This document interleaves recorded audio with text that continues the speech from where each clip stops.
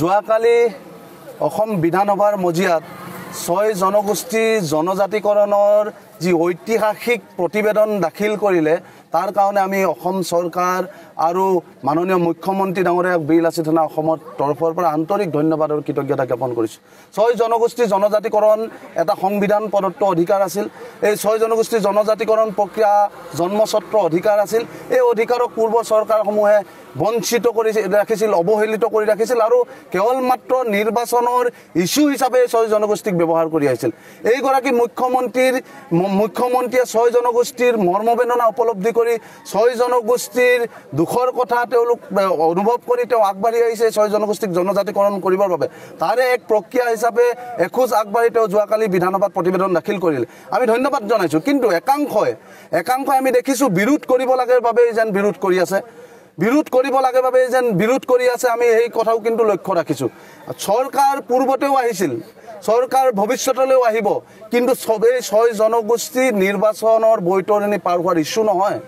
এই পূৰ্বৰ চৰকাৰসমূহে এই 6 জনগোষ্ঠীক কেৱল মাত্ৰ নিৰ্বাচনৰ ইস্যু হিচাপে ৰাখিছিল।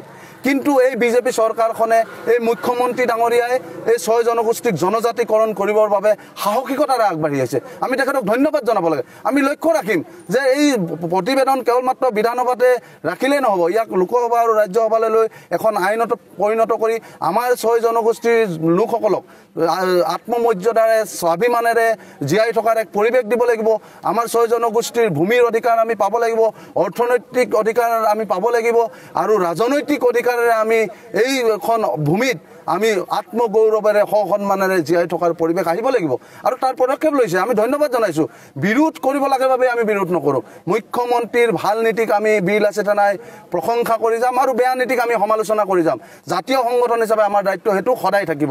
আৰু আপোনালোকে দেখিছে যে কংগ্ৰেছে যোৱাকালিৰ পৰা বিৰোধ কৰি আমাৰ এই 6 জনগোষ্ঠীয় নেতৃত্বক যি সমালোচনা কৰিছে তেওঁলোকৰ প্ৰতি আমি আহ্বান জনাইছোঁ। যিসকলে প্ৰতিবাদ কৰিছিল তেওঁলোকেতো সমৰ্থন জনাইছে, যিসকলে আন্দোলন কৰিছিল তেওঁলোকে যোৱাকালি আনন্দ উল্লাস কৰিছে। 6 জনগোষ্ঠীয় লোকে ৰাজপথলৈ আহি চৰকাৰক ধন্যবাদ জনাইছে, শুভেচ্ছা জনাইছে, মুখ্যমন্ত্ৰীক শুভেচ্ছাৰে উপচাই পেলাইছে। আৰু আপোনালোকে কি কৰিছে?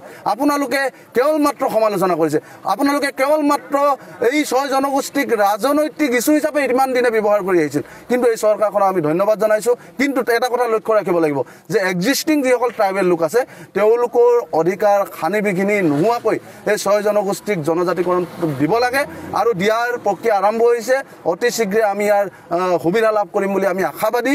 আৰু আমি ক'ব বিচাৰিছোঁ যে 6 জনগোষ্ঠী জনজাতিকৰণ কেৱল এই জনগোষ্ঠীকেইটাৰ উন্নয়ন নহয়, অসমত খিলঞ্জীয়া মানুহৰ আধিপত্য, খিলঞ্জীয়া মানুহৰ প্ৰভুত্ব, খিলঞ্জীয়া মানুহে আত্মমৰ্যাদাৰে সগৌৰৱেৰে জীয়াই থকাৰ এক পৰিৱেশ আহিব আৰু এই পৰিৱেশৰ এক পৃষ্ঠভূমি তৈয়াৰ হৈছে। মুখ্যমন্ত্ৰীয়ে পৃষ্ঠভূমি তৈয়াৰ কৰিছে। তাৰ কাৰণে আমি বীৰ লাচিত সেনা অসমে ধন্যবাদ জনাইছোঁ।